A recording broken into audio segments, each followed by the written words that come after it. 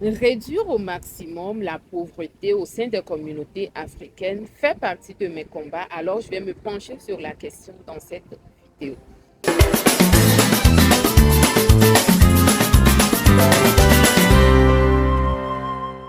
Bonjour et bienvenue dans cette nouvelle vidéo sur richesse et succès, cette chaîne qui est destinée à faire de toi un homme, une femme à succès.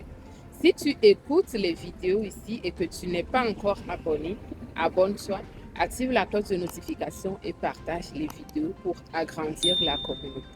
Si tu me découvres ici, je suis Adjovi Amouzo, entrepreneur et investisseuse immobilier. Ici, je te parle d'entrepreneuriat, je te parle de l'investissement, je te parle également de l'immigration Canada. Alors, lorsqu'on parle de pauvreté, il y a des compétences que vous devez absolument avoir pour vous en sortir. Et généralement, la cause principale qui fait que des Africains ou n'importe qui peut être pauvre et demeurer pauvre, c'est des personnes qui n'ont pas d'intelligence financière ou qui n'ont pas su développer un bon niveau d'intelligence financière. Alors, l'intelligence financière, c'est quoi? Ça va au-delà du simple fait de gérer son argent. L'intelligence financière, c'est de savoir planifier vos finances. C'est de savoir gérer vos finances pour atteindre vos objectifs de vie et ainsi avoir du plaisir à vivre. Alors, lorsque moi j'observe les immigrants, lorsque j'observe ces personnes africaines qui sont dans la diaspora, force est de constater que ce sont des personnes qui manquent cruellement d'intelligence financière. C'est des personnes qui ont un très faible niveau d'intelligence financière et c'est la cause principale de leur pauvreté. Vous savez, l'argent, c'est un outil qu'on a dans ce monde et qui nous permet de faire plein de choses. Alors, lorsque tu veux une vie financière épanouie, il faut que tu saches comment manager l'argent.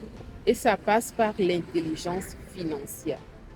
Les immigrants ou la diaspora africaine, l'erreur numéro 1 qu'elle commet souvent, cette diaspora, lorsque je prends l'exemple d'une personne qui arrive ici au Canada ou en Europe ou ailleurs, l'erreur numéro 1, c'est de s'ériger en Papa Noël ou en Maman Noël. C'est-à-dire que la personne, une fois arrivée en Occident, se dit oui, c'est moi le sauveur du monde, c'est moi qui vais sauver ma famille.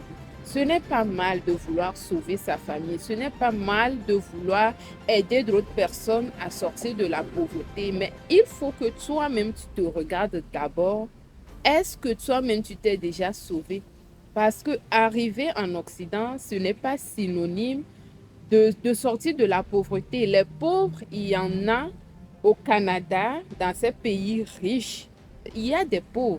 Alors, le fait que tu quittes l'Afrique pour arriver au Canada ou en Occident, ça ne veut pas dire que tu t'es déjà en sortie financièrement pour pouvoir tenir la main à d'autres personnes. Donc, lorsque tu arrives en Occident, ne fais pas cette erreur-là de t'ériger en sauveur du monde et vouloir envoyer de l'argent à toute personne là-bas dans ton pays, à toute personne là-bas dans ta famille. Non, parce que lorsque tu agis comme ça, tu ne mets pas seulement en péril tes finances, mais tu mets également en péril l'avenir de tes enfants parce que tu n'as aucune planification pour ces enfants-là. Alors, lorsque tu arrives en Occident et que on te dit, voilà, il y a telle personne qui a mal aux doigts, tu envoies l'argent. Voilà, il y a telle personne qui a mal aux orteils, tu envoies l'argent. Et vous ne comprenez même pas que les aides, ça fait partie de la planification financière. Oui, parce que les êtres, tous les êtres humains, on a tous cette envie-là d'aider les autres personnes.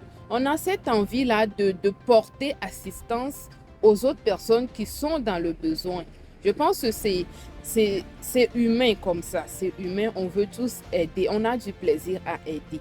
Alors, lorsque tu veux aider, il faut que ce soit planifié.